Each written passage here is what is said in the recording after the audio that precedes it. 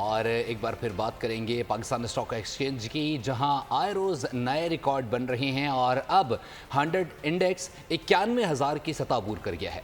पहली बार इंडेक्स ने 91,000 की सतह अबूर कर ली गई है और हम देख रहे हैं कि डॉलर की कदर में भी अब गिरावट सामने आ रही है और आसमान से बातें करता सोना भी सस्ता हो गया है। पाकिस्तान स्टॉक एक्सचेंज में एक और नई तारीख रकम, मुस्बत इशारिये, मार्केट में नए रिकॉर्ड कायम।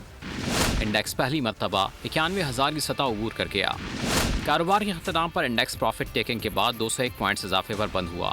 मार्केट में इंडेक्स 91,054 पॉइंट्स की बुलंद सतह पर ट्रेड हुआ। डॉलर की ऊंची उड़ान दिन ब दिन नीचे आने लगी।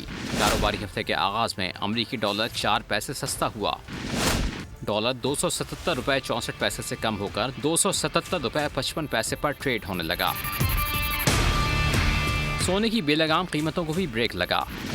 फी तोला कीमत में 900 रुपये कमी आई, जिसके बाद फी तोला 2,83,400 रुपये का हो गया। 10 ग्राम सोना 771 रुपये सस्ता हुआ। 10 ग्राम सोना 2,42,970 रुपये का हो गया। आलमी मार्केट में सोना $9 की कमी से $2,739 फी ऑन्स हो गया। सब्सक्राइब करें और बेल दबाएं ताकि कोई खबर रह न जाए।